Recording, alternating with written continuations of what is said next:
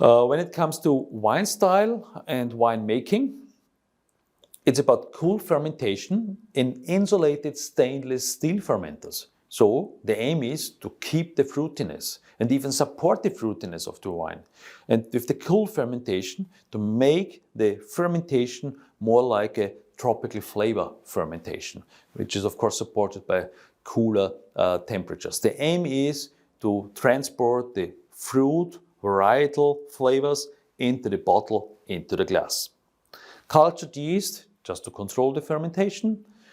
Said before, fermentation temperatures on white wine, quite cool, 12 degrees, 14 degrees of Celsius. For red wine, 22 to 28 degrees of Celsius, so as well lower compared to Austria or France or Spain, where we normally can go up 30 degrees of Celsius.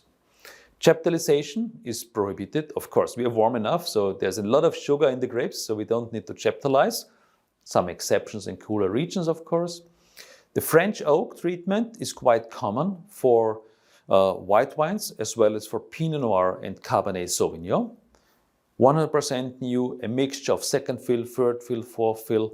Just a couple of wines have got 200% of new French oak, meaning they have put twice into new barrels for French oak. American oak, which always gives you a kind of sweet coconut flavor on the taste, goes for Shiraz quite well, and some Cabernet Shiraz blends, or the really important GSM blend in Australia, Grenache, Syrah and Mourvedre, or Mataro as it's called in Australia.